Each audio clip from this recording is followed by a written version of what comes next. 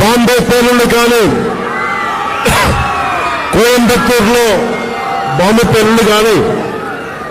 అలాగే గోకుల్ చాట్ కానీ, గోకుల్ చాట్ పేలుళ్ళు కావచ్చు, లుంబిని పార్క్ పేలుళ్ళు కావచ్చు, జామా మస్జిద్ పేలుళ్ళు కావచ్చు, వీటన్నిటికీ వెనక పాకిస్తాన్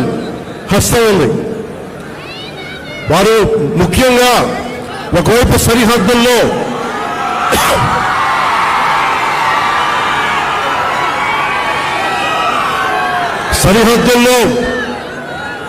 మనం ఈ రోజున విజయవాడలో కూర్చొని, ఆంధ్రప్రదేశ్లో కూర్చొని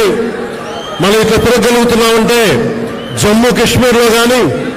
హర్యానాలో కానీ, రాజస్థాన్లో కానీ, సరిహద్దు రాష్ట్రాలు ఏవైనా సరే ఇంత ప్రశాంతత ఉండదు. మనం చేయగలిగేది సైనికులకి మేము అండగా ఉన్నాం, మేము ధైర్యం చెప్పడం, అలాగే స్థానికంగా మనకి భారతదేశం లోపల ఎవరైనా సరే సూడో సెక్యులరిస్టులు ఎవరైనా సరే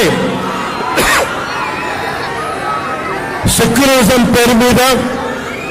సూడో సెక్యులరిస్ట్ వాదులు ఇది భారతదేశ